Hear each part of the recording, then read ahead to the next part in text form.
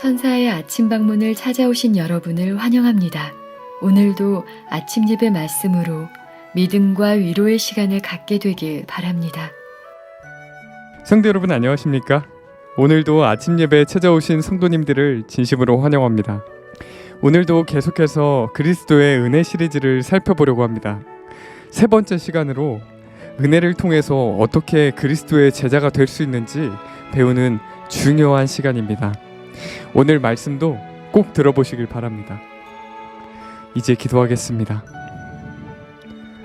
하늘에 계신 아버지, 우리에게 그리스도의 은혜가 무엇인지 배울 수 있는 시간을 주심에 감사드립니다. 부족하지만 하나님의 말씀 안에서 떠나지 않도록 붙잡아 주시옵소서. 오늘은 은혜를 통해서 어떻게 그리스도의 제자가 되는지 살펴보려고 합니다. 말씀을 전하시는 목사님께 성령으로 함께하여 주시옵시고, 말씀을 듣는 모든 성도들이 말씀을 있는 그대로 받을 수 있도록 인도하여 주시옵소서. 예수님의 이름으로 기도드립니다. 아멘. 안녕하십니까 성도 여러분. 오늘은 은혜에 대한 세 번째 말씀을 나누겠습니다. 오늘도 이 은혜가 무엇인지, 이것이 우리에게 어떻게 작동하는지, 이 은혜를 통해서 우리가 어떻게 그리스도의 제자가 되는지에 대한 중요한 말씀을 나누도록 하겠습니다. 은혜에 대한 오해가 현대 기독교에 큰 재앙을 가져왔습니다. 어떤 재앙을 가져왔을까요? 값싼 은혜가 문제입니다. 이 값싼 은혜가 그리스도의 제자가 되는 길을 막아버렸습니다. 성도 여러분, 오늘날 교회의 모습을 잘 보시기 바랍니다. 많은 사람들이 주님을 사랑한다고 말합니다. 주님의 은혜로 구원받았다고 고백합니다. 그러나 평생 교회 다니는데 주님의 그리스도의 제자가 되지 못하고 있습니다. 하나님의 부르심에 전적으로 응답하고 자신의 생애를 드리지 못하고 있는 것입니다. 왜 그렇게 됐을까요? 값싼 은혜의 가르침에 미혹당했기 때문입니다. 성도 여러분, 값싼 은혜는 오늘날 기독교에서 그리스도의 제자가 되는 길을 막아버린 것입니다. 자, 오늘 본문 성경절 보겠습니다. 로마서 5장 17절. 로마서 5장 17절입니다. 한 사람의 범죄로, 자, 여기서 한 사람은 아담을 말하는 것이죠. 아담 한 사람의 범죄로 말미암아 사망이 그 한 사람을 통하여 왕노릇하였은즉. 무슨 뜻입니까? 아담 한 사람의 죄 때문에 죄가 인류에게 왕노릇하게 되었다는 것입니다. 타락한 본성으로부터 올라오는 그 충동을 이기지 못해서 쓰러지고 있다는 것입니다. 자, 여기까지의 바울의 말씀을 보면은 절망입니다. 그러나 바울은 희망의 복음을 이어갑니다. 자, 계속해서 보겠습니다. 더욱 은혜와 의의 선물을 넘치게 받은 자들은 한 분 예수 그리스도를 통하여 생명 안에서 왕노릇하리로다.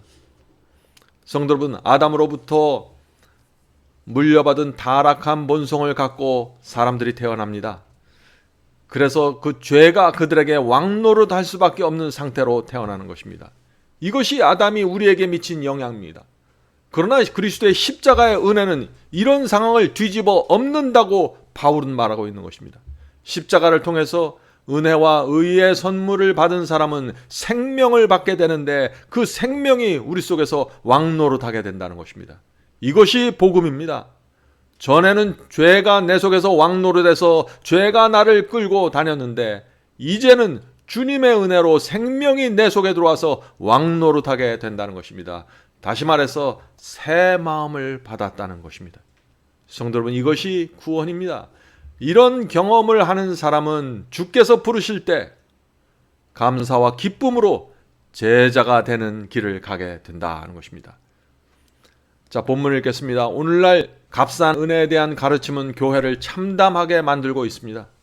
값싼 은혜는 참된 회개 없이도 구원받을 수 있는 가능성을 제시하고 있으며 진리에 대한 확신과 개혁 없이도 침례받을 수 있는 길을 열어놓았고 아무런 고백도 없이 성만찬 예식을 할 수 있도록 만들어 놓았습니다.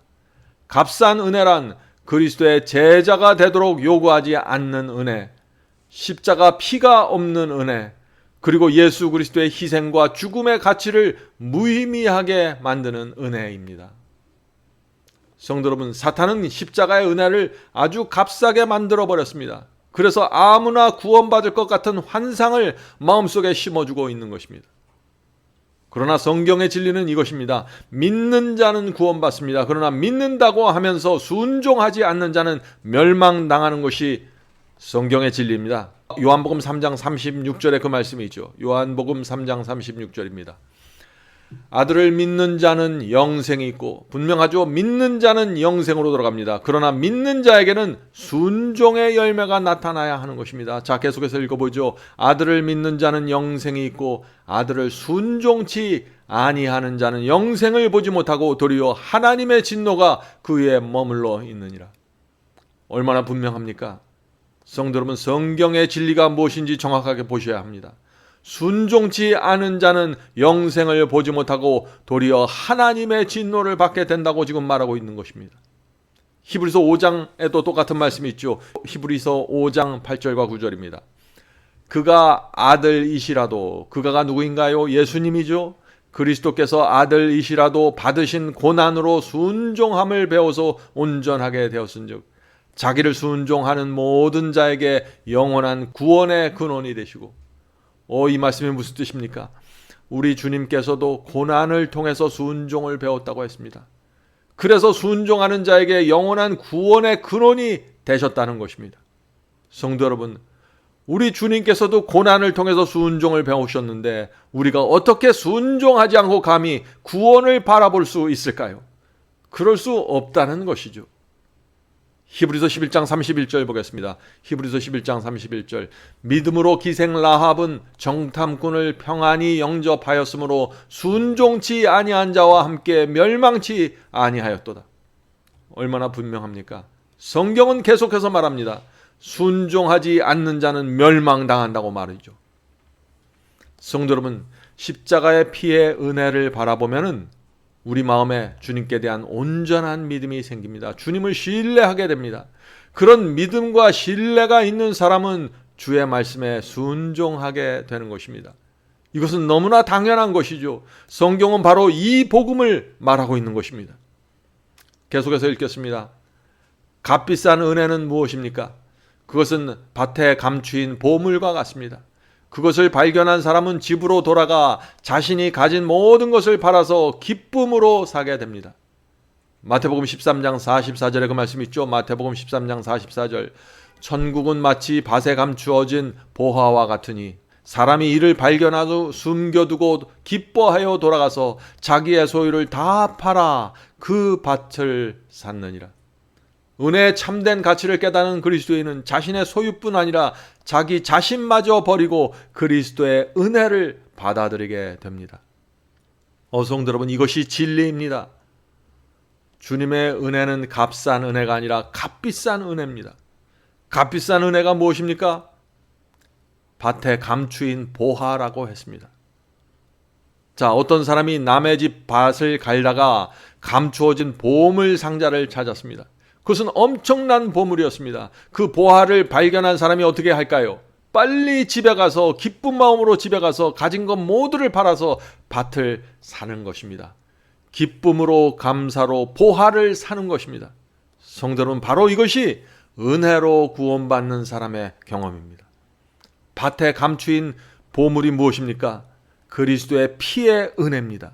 주께서 나를 위해서 고귀한 피를 흘리셨기 때문에 내 모든 죄를 용서받을 수 있다는 이 보물과 같은 진리를 발견한 것입니다.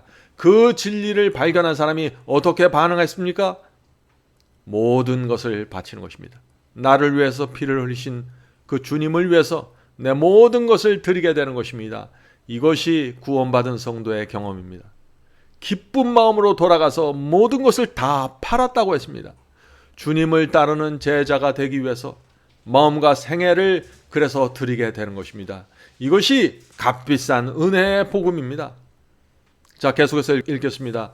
값비싼 은혜란 무엇입니까? 그것은 값진 진주와 같은 것입니다. 값진 진주의 가치를 올바로 알아보는 그리스도인 역시 자기의 소유를 다 팔아 그것을 사게 될 것입니다.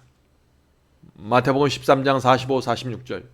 또 천국은 좋은 진주를 구하는 장사와 같으니 극히 값진 진주 하나를 만나매 가서 자기의 소유를 다 팔아 진주를 샀느니라. 성도 여러분, 계속해서 다 판다는 얘기가 나오죠. 예수님께 구원받는 경험을 어떻게 설명하는지 잘 보셔야 합니다. 도무지 값싼 은혜가 들어갈 틈이 없는 것입니다. 값비싼 은혜는 값진 진주와 같다고 했죠. 주께서 베푸신 피의 은혜가 무엇인지 아는 사람은 어떤 희생을 치르더라도 그 값진 진주와 같은 그 은혜를 산다는 것입니다. 그것은 억지로 사는 것이 아닙니다. 할 수 없이 사는 것이 아닙니다. 진주의 가치가 얼마나 고귀한지 알기 때문에 감사함으로 기쁨으로 그것을 산다는 것입니다. 이것이 은혜로 구원받는 경험입니다. 성도 여러분, 오늘 우리는 은혜로 구원받는 경험이 무엇인지, 그리스도께서 우리를 부르실 때 우리가 어떻게 응답해야 되는지 정확하게 좀 보게 되길 간절히 바랍니다. 본문 읽겠습니다. 값비싼 은혜란 무엇입니까? 만일 눈과 손이 그대를 넘어지게 만들면 그 눈을 뽑고 손을 찍어버리라는 그리스도의 명령이 값비싼 은혜입니다. 왜냐하면 영생을 잃는 것보다 이 세상을 장님이나 불구로 살아가는 것이 더 낫기 때문입니다. 마태복음 5장 29절 30절에 예수님의 말씀을 보죠. 만일 내 오른손이 너로 실족해 하거든 빼어내버리라. 내 백체 중 하나가 없어지고 온몸이 지옥에 던지우지 않는 것이 유익하며 또한 내 오른손이 너로 실족해 하거든 찍어내버리라. 내 백체 중 하나가 없어지고 온몸이 지옥에 던지우지 않는 것이 유익하니라. 성도 여러분, 우리가 읽은 바로 이 말씀이 오늘날 기독교회가 놓치고 있는 말씀입니다. 밭에서 감추인 보물을 발견하고 이 세상에서 가장 귀한 진주를 발견한 사람은 너무나 감사하고 기뻐서 주께서 가라고 명하신 좁은 길을 가는 것입니다. 좁은 길 가다 보면 실족하게 만드는 유혹과 죄를 만날 수 있죠. 그러나 그것을 단호히 거절하고 물리치면서 가라는 것입니다. 어떤 때는 세상을 버리고 욕심과 정욕의 죄를 물리치는 것이 눈을 뽑고 손을 찍어버리는 것처럼 고통스럽게 느껴질 때가 있는 것입니다. 그러나 그 어떤 것도 성도의 길을, 좁은 길을 막을 수 없습니다. 왜 그럴까요? 왜 막을 수 없을까요? 보물을 발견했기 때문입니다. 진주를 발견했기 때문입니다. 어떤 죄와 유혹도 그래서 내가 발견한 이 보물과 진주와 구원과 바꿀 수 없다는 것입니다. 성도 여러분, 이것이 그리스도인에게 승리가 가능한 이유입니다. 값으로 따질 수 없는 은혜를 받았기 때문에 사탄이 던지는 유혹과 죄를 물리칠 수 있게 되는 것입니다. 이것이 십자가의 그 피의 은혜에서 나오는 파워입니다. 자, 이어지는 말씀을 잘 들어보시기 바랍니다. 중요한 말씀입니다. 하나님의 은혜는 선물로 거저 주어지는 것이지만, 하나님의 은혜는 선물로 거저 주어진다는 것입니다. 그러나 우리는 타락한 세상에 살고 있기 때문에 그 은혜를 받기 위해서 값비싼 대가를 지불하게 됩니다. 값비싼 은혜란 무엇입니까? 그것은 베드로에게 그물을 놓고서 자신을 따르라고 명하신 그리스도의 부르심입니다. 값비싼 은혜는 우리로 하여금 그리스도를 따르라고 호소하는 부르심입니다. 한 번 따르고 멈추는 것이 아니라 계속해서 따라야 합니다. 은혜는 우리에게 값없이 주어지는 선물이지만 두드리고 도전해야만 열리는 문입니다. 은혜는 우리에게 그리스도께서 걸어가신 길을 따르라고 부르심을 포함하고 있기 때문에 값비싼 것입니다. 성도 여러분, 은혜가 무엇인지 보이십니까? 베드로가 그물을 놓고서 주님을 따랐을 때 그것은 희생처럼 보였습니다. 주님을 따르기 위해서 내 마음과 생애를 진리에 순종하기 위해서 바칠 때 그것은 큰 손해처럼 느껴지게 됩니다. 그러나 그것은 희생도 아니고 손해도 아닙니다. 그것은 은혜의 부르심입니다. 주께서 우리를 제자로 부르실 때 모든 사람은 큰 희생을 치르는 것처럼 느끼게 됩니다. 심각한 고민에 빠지게 됩니다. 저도 마찬가지였습니다. 제가 처음 주님을 영접하고 주께서 저를 부르실 때 저는 굉장히 많은 것을 잃어버리고 손해보아야 한다고 느꼈던 것입니다. 그래서 깊은 고민에 빠졌던 것입니다. 사람들이 왜 이런 고민을 하게 될까요? 왜냐하면 사탄이 이 세상을 그렇게 만들어 놓았기 때문입니다. 희생하고 헌신하지 않으면, 손해보지 않으면 주님을 따를 수 없게 이 세상을 만들어 놓았습니다. 사탄의 덫에서 아무도 아무런 손해보지 않고 아무런 희생하지 않고 빠져나올 수 없습니다. 누구도 주님께 가서 제자가 될 수 없습니다. 성도 여러분, 마음에 분명하게 새기셔야 합니다. 사탄이 지금 무엇을 하고 있는지, 이 세상이 어떻게 돌아가고 있는지, 여러분이 정말 주님을 따르는 제자가 되기 원하면 여러분이 가장 아끼는 무엇인가를 희생해야 할 것입니다. 가장 소중히 여기는 무엇인가를 손해 보아야 합니다. 포기해야만 합니다. 그래야만 주님께 가서 제자가 될 수 있는 것입니다. 주님께서는 나를 따르라고 부르십니다. 이 세상 누구도 그런데 여러분 대신에 희생하고 여러분 대신에 포기해 줄 수 없는 것입니다. 우리 각자가, 내가 결정해야 하는 것입니다. 12 제자가 모두 부족한 것처럼 보이죠? 그러나 그들은 모두 주께서 나를 따르라고 부르셨을 때 희생으로 대가를 지불하면서 나섰던 사람들입니다. 어떤 제자는 그물을 팔았고 어떤 사람은 배를 팔고서 주님을 따랐습니다. 또 어떤 제자는 셀이라는 돈 잘 버는 직업을 버렸습니다. 어떤 사람은 농사 짓는 도구와 소를 팔았을지도 모르죠. 심지어 가룟 유다까지도 나사렛 예수를 따른다는 놀림과 조롱을 감수해야만 했던 것입니다. 이런 감수와 희생과 헌신이 없으면, 손해보는 일이 없으면 누구도 주님의 제자로 따라갈 수 없는 것입니다. 성도 여러분, 오늘 주께서 여러분을 부르십니다. 나를 따르라고 부르시는 것입니다. 여러분은 이 주님의 부르심에 응답하시겠습니까? 주께서 인도하는 좁은 길, 순종의 길을 가려면 반드시 대가를 지불해야 합니다.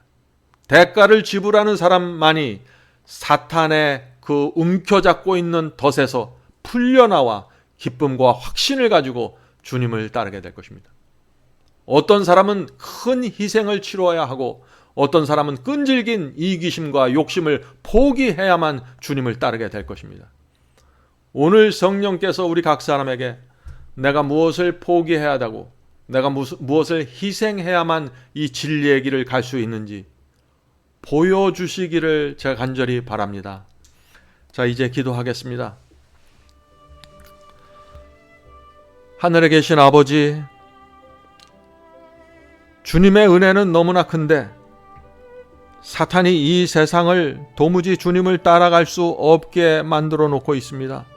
희생해야만 따라갈 수 있도록 만들어 놓았습니다. 대가를 지불해야만 주님을 따라갈 수 있도록 만들어 놓았습니다. 주여, 저희 마음속에 그리스도의 사랑과 희생과 성령의 호소를 주셔서 주님을 따라갈 수 있도록 도와주시옵소서. 희생이 크게 느껴지지 않도록 저의 마음을 감동시켜 주시옵소서. 우리가 드리는 손해와 헌신이 주께서 베푸시는 은혜에 비하면 아무것도 아니라는 사실을 저희가 볼 수 있도록 도와주시옵소서. 저희에게 상 주기 위해서 기다리시는 하나님을 바라볼 수 있도록 도와주시옵소서. 이 세상에 살 때 우리가 포기하고 손해보고 희생하는 이런 모든 것들이 하늘에 가서 뒤돌아볼 때 아무것도 아니었다는 사실을 우리가 생각할 수 있도록 도와주시옵소서. 하늘에 계신 아버지, 저희가 진리를 사랑하고 주님을 따르기 원합니다. 주의 제자가 되길 원합니다. 좁은 길을 갈 때 마음속에 있는 큰 확신을 갖고 따라가길 원합니다. 주여, 저희를 그리스도의 제자로 불러주시고 성령의 호소로 저희의 마음속에 결심을 허락해 주시옵소서. 예수님의 이름으로 간절히 기도드립니다. 아멘. 성도 여러분, 마지막 사명에서는 아침 예배 채널을 유튜브에서 별도로 운영하고 있습니다. 아침 예배 채널에서는 매일 새벽 4시에 예배 영상이 올려지고 있으며 특별히 아침 9시에 생방송 예배가 진행됩니다.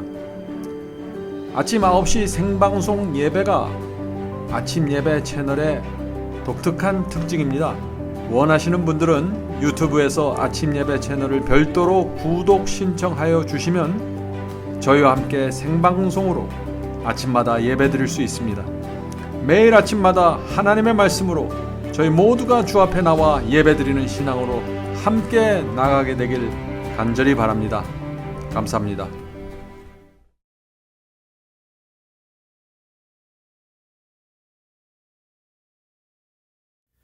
죄짐 맡은 우리 구주 어찌 좋은 친군지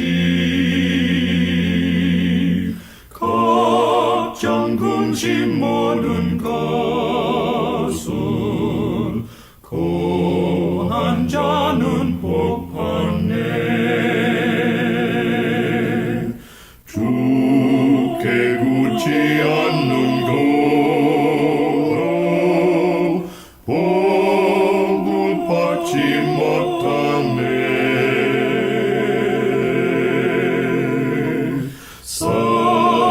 사람들이 어찌하여 모든 것을 거쳤나 시험 걱정 모든 괴로움 없는 사람 누군가